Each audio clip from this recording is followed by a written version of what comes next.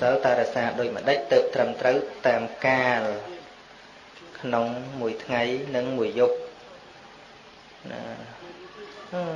រសាមួយថ្ងៃមួយយប់ហ្នឹងឯងរសាមិនទៀតតាមសិក្ខាបទ8ហ្នឹងណា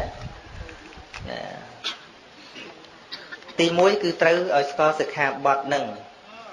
ឲ្យល្អហើយដឹងកាលមួយថ្ងៃមួយយប់ពេញនឹងឯងណារុនរះឡើងយើងអធិដ្ឋានថាត្រូវរក្សាអបោសុតចឹងទៅហើយសិក្ខាបទដែល8សរុបចូលគ្នាហ្នឹងមិនឲ្យដាច់មិនឲ្យធ្លុះធ្លាយទេហើយម្យ៉ាងទៀតត្រូវឲ្យមានកម្មបទហ្នឹងជួយលំអសិលហ្នឹងតាំងពីការនិយាយចាក់ដោតគ្នាអេកអូចគ្នានិយាយដើមគេនិយាយសើចលេះលោះច្រើនអាហ្នឹងសិតតែបញ្ហានាំឲ្យសៅมองដល់សិលមិនដាច់ទេប៉ុន្តែវានាំឲ្យសិលយើងស្គមណាដើម្បីឲ្យសិលធាត់ត្រូវឲ្យអាហារគឺការស្ដាប់ពធសន្ទនាពធណាថ្ងៃអបោសតសិលហ្នឹងហើយជាពិសេសគឺការរក្សានៅ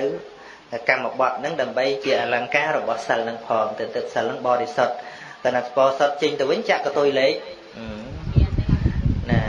ហើយអ៊ំម្នាក់នោះ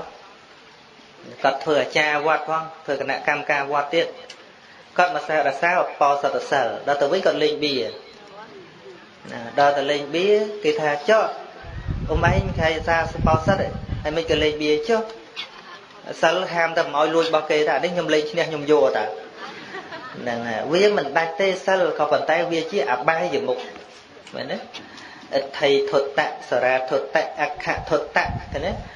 លបែងស្រីលបែងស្រាលបែងភ្នល់និងបាបមិត្តអាហ្នឹងគឺជាអបាយមុខប្រធាននៃសេចក្តីវិនាស